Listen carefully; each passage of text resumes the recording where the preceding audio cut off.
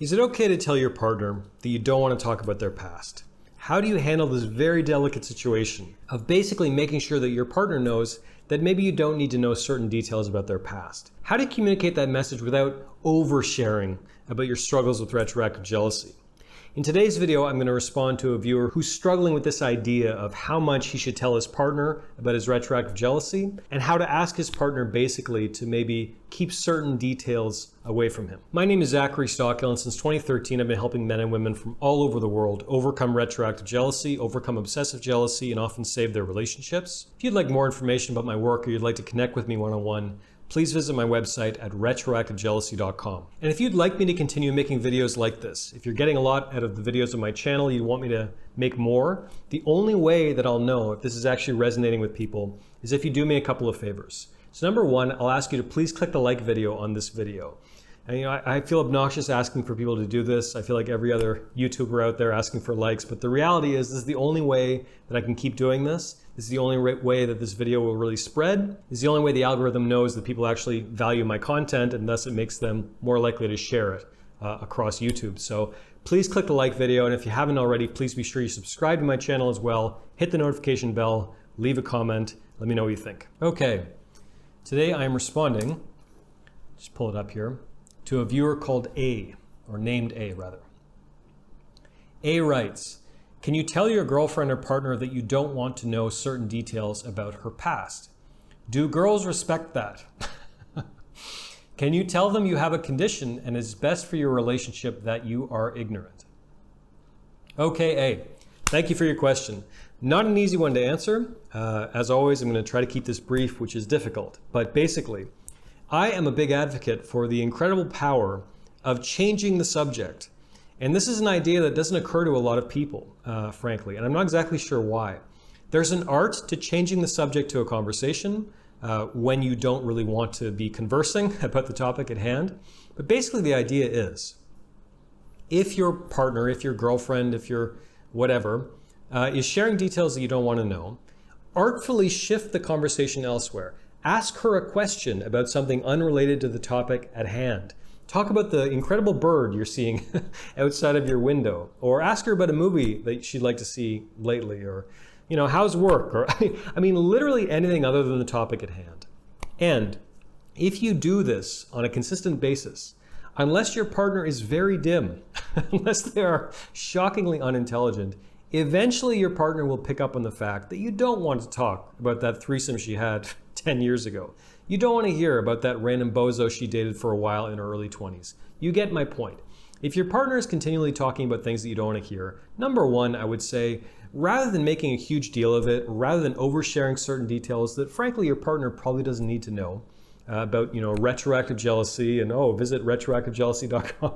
Your partner probably doesn't want to know about any of this stuff. So rather than making a big deal of it, number one, I would say shift the conversation topic elsewhere.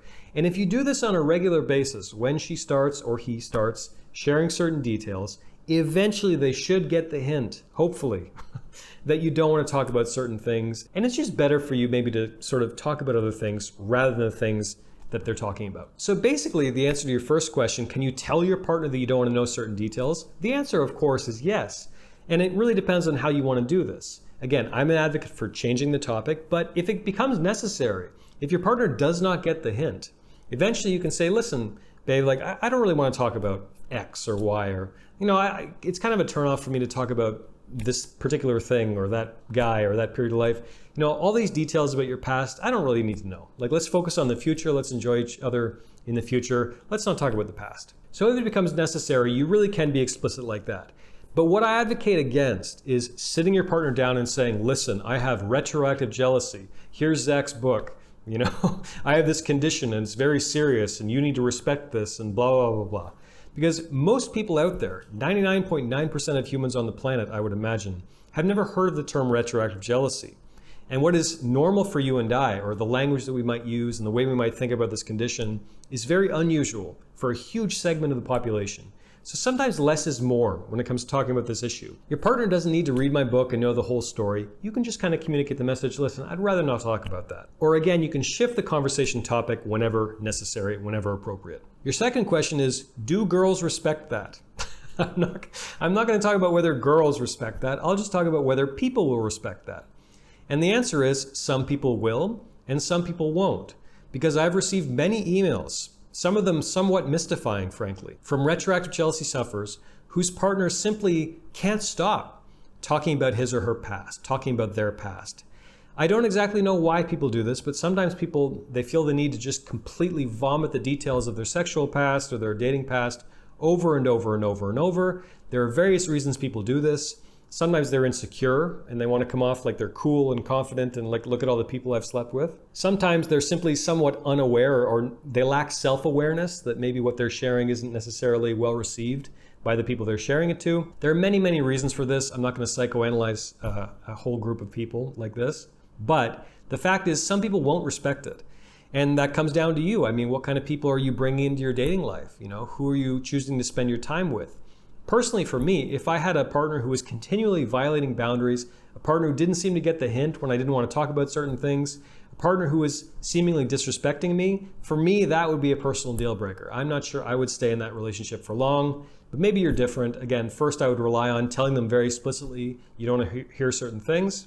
And again, shifting the conversation topic when necessary. Your final question, can you tell them that you have a condition and it's best for your relationship that you're ignorant? This is kind of a tricky issue, you know, the extent to which you should open up to your partner about your retroactive jealousy. My general kind of blanket advice in this regard, if it comes up to your partner, or if they ask you certain questions about why you're acting a certain way, is to say, listen, I have a bit of an issue with your past, but don't worry, it's my problem. I'm dealing with it. You don't have to worry about it. I'm getting help and it's not going to be an issue. You know, it's my problem. I would rather not talk about it and it's going to be okay. A lot of retroactive jealousy sufferers, many in my experience, they want to involve their partner in their recovery.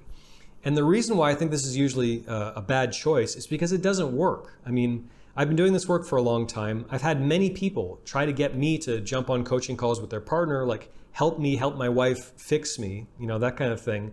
And ultimately, that's not my job. I don't think it's effective. And I really think you have to own this problem 100% before you can truly beat it for good. So you can tell your partner that you have certain struggles or you're dealing with some, you know, self-esteem or issues or whatever you want to tell them. You can phrase it obviously in a way that feels good to you.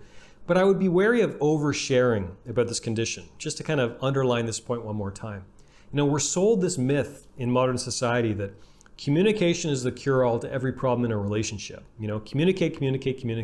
If you're having problems in your relationship, it means you're not communicating enough. And while that is sometimes true, I also think it's unwise to air all of the petty grievances and insecurities and all the muck from our sort of lesser selves in our relationship. I don't think it's always good for the relationship to constantly be vomiting all this information about ourselves and our struggles and all the rest that maybe our partner doesn't need to know.